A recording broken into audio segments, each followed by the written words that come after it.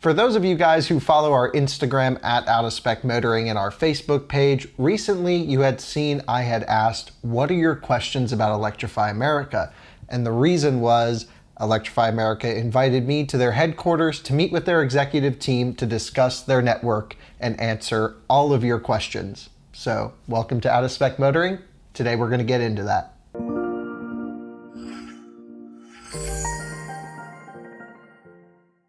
For those of you who don't know what Electrify America is, it is essentially a nationwide charging infrastructure network. They fall under the Volkswagen umbrella, and this is part of the Dieselgate punishment, was to put in a awesome charging network. So we're benefiting from some of the Volkswagen problems before. Just like the Tesla supercharger network, this expansion really allows us to travel long distance across almost every major highway, north, south, east, and west, in your electric vehicle equipped with CCS fast charging. They also host CHAdeMO chargers, but CHAdeMO is really on its way out, and CCS will be the future of charging in the United States and really all of North America. Now, for those of you who are avid EV drivers or who follow my channel, you guys know that I've done many road trips with Electrify America with the Hyundai Kona, BMW i3, now the Taycan, and a few other cars, and it is a evolving network, but it hasn't been without problems. So this is where I want to get into it, right into your questions, and then of course leave a comment below if there's more things you'd like me to explain. I can just respond directly to you down there in the comments, or go right to the PR department of Electrify America and ask them for comments on your specific questions. Starting off right into it, the majority of the questions received were, what about the reliability of the chargers? If you remember from our early videos when I took the Kona all the way down to, I guess I was going to Naples from New York, or Connecticut to Naples, some of these chargers weren't working. I had activation issues, and that still tends to be like a fraction of the case, but it has gotten so much better. So let's talk about why it's gotten better and what some of the problems were. There have been a whole host of charging issues, and I don't really want this video to be a completely defensive of Electrify America. However, I think they have a tough job. They're working with 4 different suppliers of charging units, from BTC, Signet, ABB, and FSEC, I believe are the 4 they're working with. And the main reason is because when they went to go put in this network, there wasn't one supplier who was able to give them all the DC fast chargers they needed. So they needed to go across 4 different manufacturers. Then on top of that, they're putting their own software to integrate with the chargers, and then the cars have to activate and work with every car that's going to be plugged into it. Now, there is a standard of charging, so that really shouldn't be as much of a problem. And what Electrify America is doing now, more so than ever, is they have their own skunkworks laboratory, which I was invited to and got to visit. It was really cool.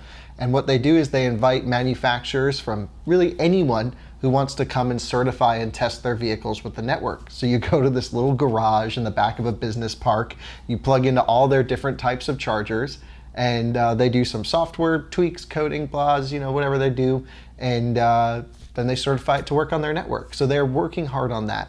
Some of the other problems I experienced had to do with the cooling of the cables, as well as just software activation just not working.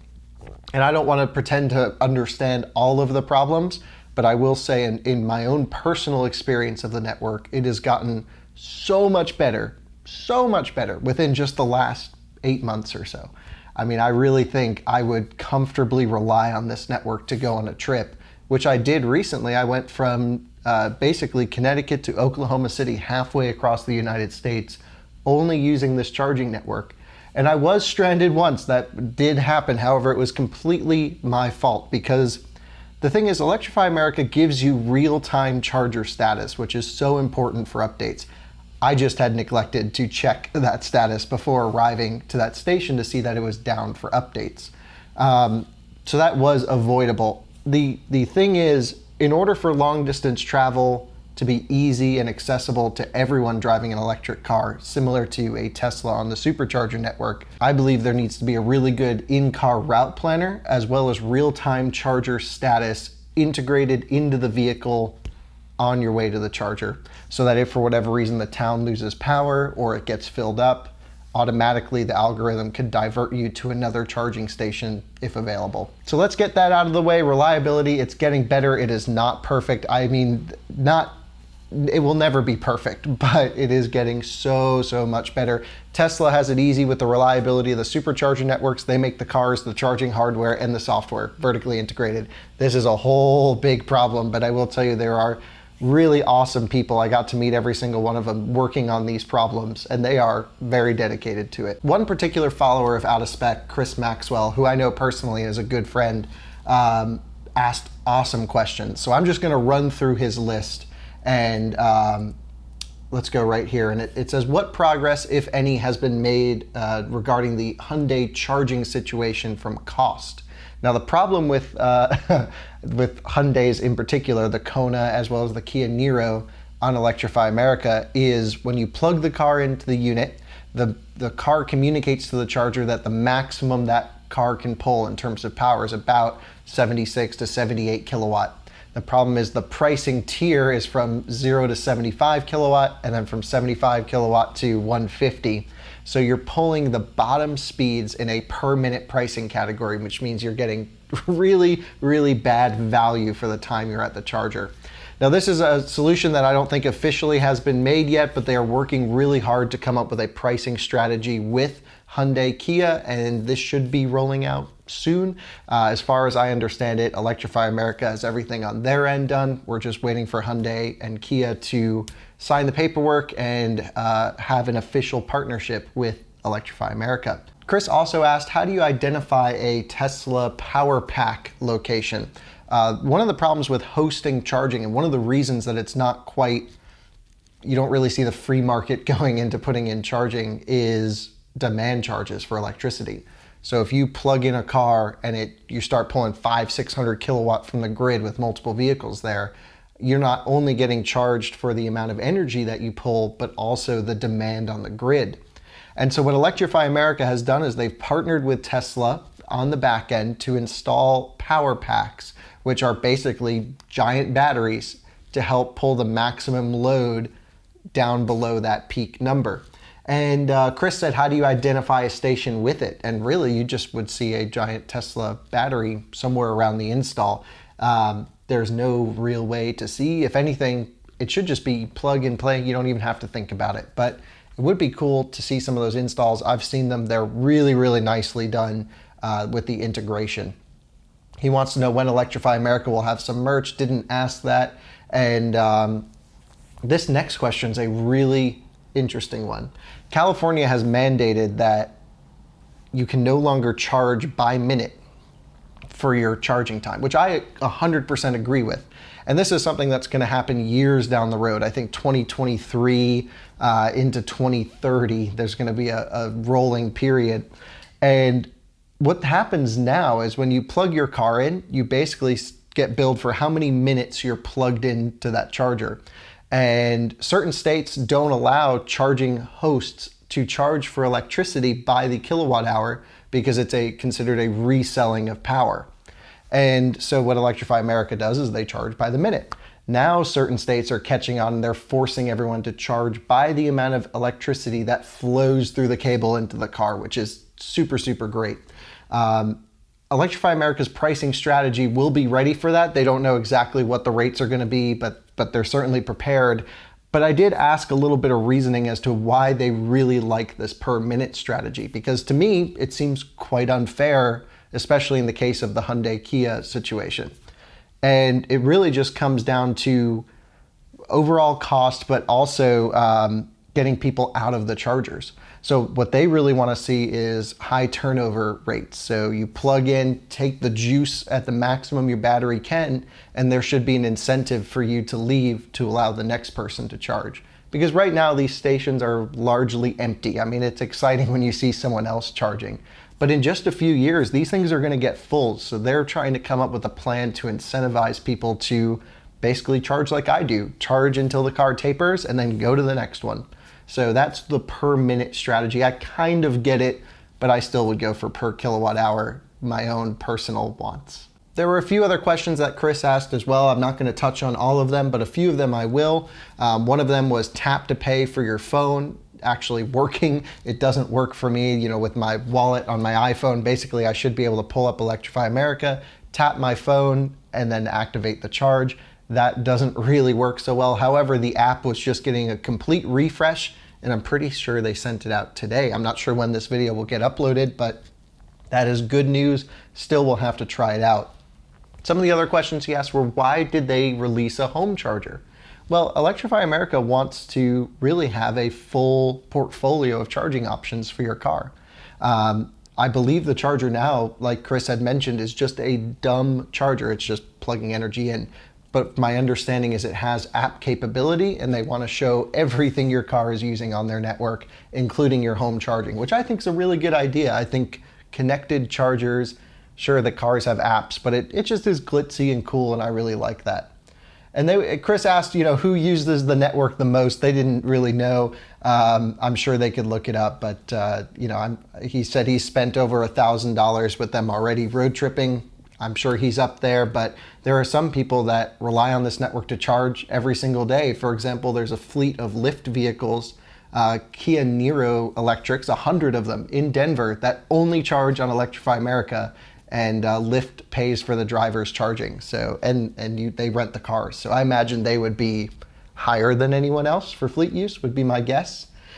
And then the last question Chris asked, I think, is a really important one. And it's, when will plug and charge be rolled out onto their network? And plug and charge is a VIN recognition charging. So what you do is you buy your car, you input your VIN into their system, you put your credit card attached to it. And then when you pull up to an Electrify America charger, just like a Tesla supercharger, you just plug in and walk away. Nothing else needed. That is for sure needed. I use my mother as an example. She wouldn't really realize how to push all the buttons on the screen and, you know, get her phone connected to it to activate a charger. She just wants to plug the car in and go, like she uses a supercharger.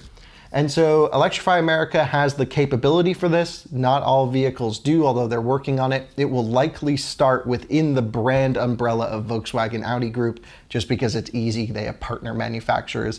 So I think we'll probably see this first with Porsche Taycan and Audi e-tron, and then expanding out from there. But hey, we got to start somewhere, and it really comes down to the manufacturers working with Electrify America on that problem. Electrify America seems to be ready for it. A few folks asked about the Tesla-specific charging capabilities on Electrify America. And currently, you have to use the CHAdeMO adapter, which is often sold out of the Tesla store. And this adapter is limited to 125 amps, and it's DC charging, so it would be at pack voltage. So in the best case scenario, that's 50 kilowatt on a Tesla vehicle. And if you have a 75 kilowatt hour pack or one of the smaller S and X packs that are only 350 volt DC packs, then you get like 38, 40 kilowatt at best. And there's only one CHAdeMO at each Electrify America station, so it's not the best. Now, it's really up to Tesla to come up with a CCS adapter of some kind. If you look at the CCS protocol, it doesn't allow for adapters. It needs to be direct to the vehicle. But J1772, my understanding, works the same way. And the little adapter that plugs into the side of the Tesla, because it locks to the vehicle, is then considered to be part of the vehicle. So I would imagine CCS would work the same way. I really hope Tesla comes out with an adapter. The other solution is one that Tesla has been doing with EVgo, specifically in the San Francisco Bay Area, but I expect it to expand. And what this is EVgo is adding a Tesla connector to their stations. Great idea. And because it all communicates on the CHAdeMO protocol, you just plug it into the car, hit start on the unit, and now you have 50 kilowatt fast charging. What an awesome idea. As far as I'm aware, and they did not disclose any info, there's no news about them working with Electrify America. Doesn't mean it's not happening behind the scenes, but I'm not aware of it. I just can hope, because the Electrify America network is awesome. And someone asked, what about the rollout of the network? Well, this is a world record rollout of chargers. I mean, it's something to really be impressive with how many DC fast charging sites that are out there. Their network is expanding way faster than the supercharger network ever has, and it has way more power than any supercharger. These units go up to 350 kilowatt. Granted, that's at 1,000 volts, but still, that's a lot of power. And supercharger network only does 250 kilowatt. at least currently. I believe V3 could do more, but we'll see what the technology announcements are later on this year. Scott had asked, what does the completed network look like? And I don't really think even Electrify America knows what the full network will look like. However, they do have 4 stages of rollout. You can go to their website and see it. Essentially, what they wanted to do first was connect all of the major city hubs. So long distance charging, just like the supercharger network when it rolled out. And so now you can drive from basically all the way up and down the East Coast, all the way up and down the West Coast, and east-west on 2 different routes all the way across the country. Now there still are some gaps, specifically in the southwest corner of the US. There's a few just long stretches. They're working really hard on it. It's so hard for charging companies to find sites to host the chargers, permit them with install, get all of the power needed to get there. Even if there's a perfect site, sometimes it's just not possible to get a megawatt power source right there. And that's where some of these batteries will come into play. And so they're also focusing on level 2 charging. And we just saw a new partnership with them recently, I think is really cool, which is solar panel charging that basically charges a battery, which then dumps that battery into a car for level 2. So it's not connected to the grid at all. And so these are the kind of solutions that I think Electrify America is going to be really good at. They're pushing the boundaries with robotics for charging the vehicles, specifically for semi-truck chargers, which might have to be bigger and heavier and hard for a person to operate. These will be automated systems, and they're pioneering a lot of this technology with robotics companies right now. It's really cool. Felix asked an interesting question, which was, why can you only charge 1 car per basically stall, even though there's 2 plugs? And this one, I confirmed with them, but it was my suspicion that each manufacturer, because again, it's not vertically integrated like Tesla, they all can put their charge ports anywhere on a car. And it's so hard to determine what side it's going to be. So just to get the charging cables to the vehicles, they're now on either side. And you'll notice, I was talking to one of the engineers, they've even angled the tip of the charger so that if you're pulling it around 180 degrees, like plugging in the front of a Kona or Nero, they've now angled it to make it easier to plug into the car, because before you'd have to wrangle with this heavy cable, and especially if it's cold outside, these cables get really stiff. There was a couple more price-related questions as well. Other people were under the impression that charging a Tesla on this station or an i3 is really expensive, or a Bolt, and the case is that it's really not. I just did a test recently where we charged Alyssa's BMW i3, which only does 50 kilowatt, from basically 6% to 50%. And that whole charging session at 50 kilowatts, because I'm a member and I pay $4 a month to become a member, it was only 16 cents a kilowatt hour is what it worked out to be. I pay 11 at home, so it's basically home electricity rates. That wasn't bad. And the same goes for the Tesla. The thing is, I think a lot of people are using this when their Tesla battery packs are empty and their pack voltage is really low. You get terrible speeds. However, if you're charging your pack on a Model 3 with the CHAdeMO charger, 80% is when you get peak speeds. So that's, value per dollar you want to charge when your pack's a little bit higher. It's really not bad. About 16, let's say worst case 20 cents a kilowatt hour is what it works out to be. I'd say that's pretty reasonable. Brandon asked, is Electrify America going to Canada? And the answer is yes. It's called Electrify Canada.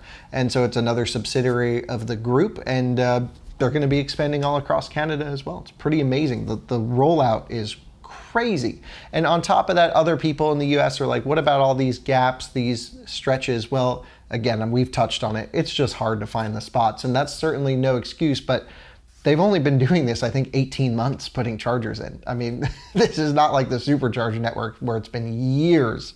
So this is an impressive rollout for sure. And I didn't touch on every question, but that was really the gist of what everyone had asked. My personal opinion on Electrify America, they were definitely formed as a punishment, more or less, but I think they're really spinning it off in a way to advance travel from A to B. I do still have some concerns over their pricing strategies for the mass. Personally, it is not my main issue with them because I charge at home 99% of the time. But if I was relying on their network and road tripping constantly in a non-Tesla, I would definitely try and pick a vehicle that might fit really well in their pricing structure, such as Audi e-tron, because it pulls 150 kilowatts. So you get the max speed for that pricing tier, best value. I also think the chargers are really high quality, about as good as it can get today. Again, there's no perfect solution. DC charging really went from, let's say, on a scale at 5% now to 100%, and they asked for all these chargers at once. So everyone's working pretty hard on the problem. I think it's a good thing to have this done sooner rather than later, because right now we're starting to see really good electric vehicles come out. Taycan's awesome, Mach-E is going to be huge, Lucid's going to be really cool as well, and so we need the network to support these vehicles. Now, what's going to happen when they start getting filled up? Oh, I don't know. We might see lines in a few years, like we're starting to on the supercharger network in major travel areas such as California. So it's going to be an interesting one to watch. Leave your comments down below as to other questions, and again, I'll do my best to answer them. My email is down there. Check out our website, Out of Spec Motoring, Instagram, Out of Spec Motoring, and of course, please subscribe to the YouTube channel. We are going out right now to go film Tesla Track Mode version 2. I just put new tires on the car, and we are going to destroy them here in just a little bit. Thanks for watching. See ya.